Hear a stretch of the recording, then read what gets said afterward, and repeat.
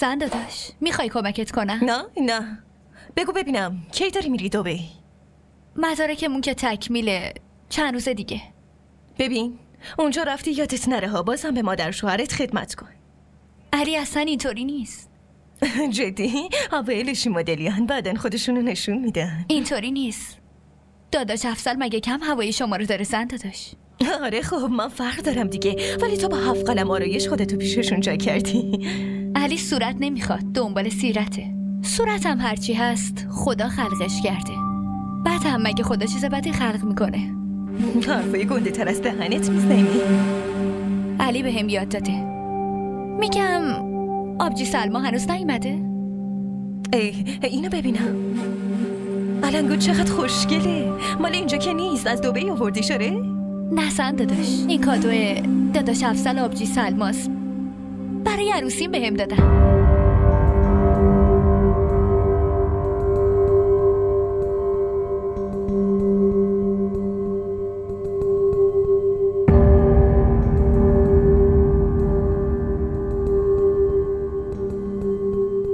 بفرمایید شروع کنیم.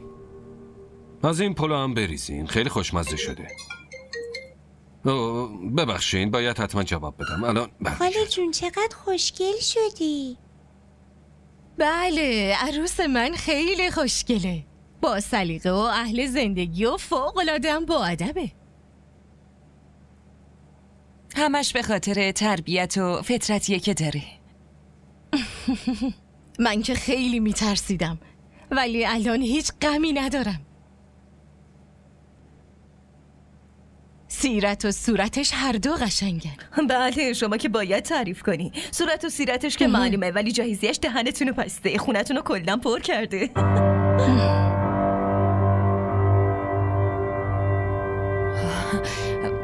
چی داری میگی ترلان؟ همه دختر جهیزیه دارن. من کی گفتم ندارن؟ فقط اصلا این دورو بودن رو نمیتونم تحمل کنم. کوثر این حرفا چیه زنده داشت میزنه؟ اصلا منظور بدی ندارن. واه دقیقا منظور من همین بود که برداشت کرد. من که گفتم هیچی نمیخوایم. اصلا مگه خونم چیش کم بوده؟ بله اینم یه مدلشه دیگه، خود از دهنتون بشنوه. خواهشاً ساکت باش ترلان. چطوری میتونم ساکت باشم؟ کلی جهیزیه خریدین و خواهراتون رو رد کردین. چی فکر کردین که من نمیفهمم؟ بسه شورشو در آوردی. بیشتر از این نمیخوام بشنوم. علی پاشو بریم خونه. کوثر تو هم میای؟ پاشو علی. ببینید به دل نگیرید، بفرمایید بشینید غذاتون رو بخوریم.